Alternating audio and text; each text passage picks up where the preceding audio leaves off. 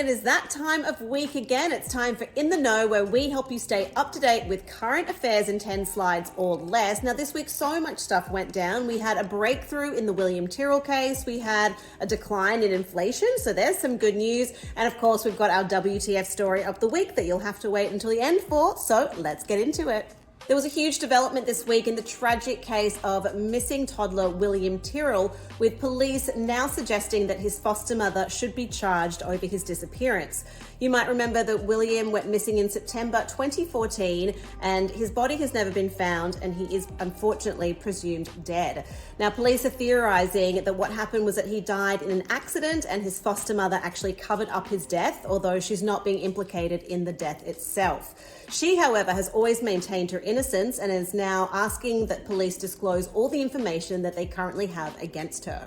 The math on this one kind of hurts my head, but it's a really fun story because everyone in South Korea just got a year or two younger. This is because they've decided to switch up the age counting system that they've been historically using. So in South Korea, what they would do is when someone was born, they'd be considered a year old at birth, and then they would gain a year on January 1st every year. But then there was another age counting system that they also used where someone would be considered 0 at birth and then would gain a year on January 1st every year. So this was like a centuries old traditional way of counting age that they've now decided to phase out and start using the age counting system that the rest of us use, which means everyone got a year or two younger. Good for them. In completely unrelated news, I'm moving to South Korea. Did you know that the majority of emissions come from corporations? Well, Australian toilet paper brand company Who Gives a Crap definitely know this, and so they have sent a cheeky message to Australia and to other big companies.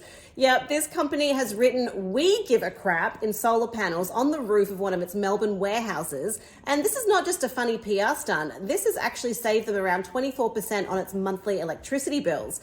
The aim is to really raise awareness of the fact that we should all be doing our part for the environment, especially big businesses, because as the company CEO said, there's no point in having success if you don't have a world to live in. Apparently, the plan is for them to roll out the solar paneling on all of their warehouses over the next 12 months, but whether or not they'll all spell out irreverent messages remains to be seen.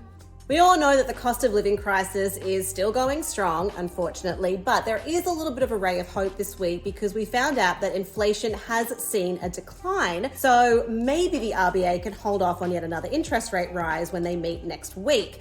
So what we've seen is that inflation has actually dropped 1.2% from April to May. So it's now at around 5.6%, which granted is still well above the 2 to 3% target that the RBA has, but hey, it's a start.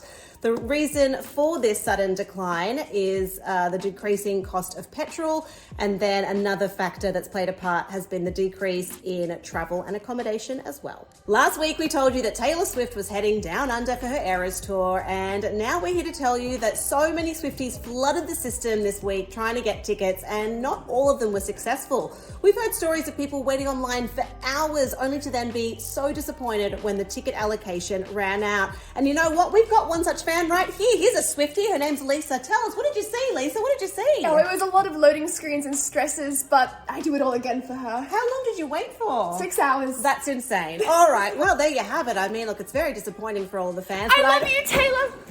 And now it's time for our WTF story of the week. You didn't think we were going to leave you hanging, did you? This week we are talking about a poor cleaner who turned off a refrigerator and destroyed 25 years of scientific evidence and probably his career as well. So this actually happened a couple of years ago, but now the lawsuit has come to prominence because the cleaner's employer is being sued $1 million for destroying all of this potentially groundbreaking evidence. Yep, the lawsuit is actually claiming that what was contained in that refrigerator, like cells and samples and whatnot, could have been potentially groundbreaking in the development of solar panels. Well, we'll have to see how this pans out, but safe to say that cleaner is probably on LinkedIn right this very minute.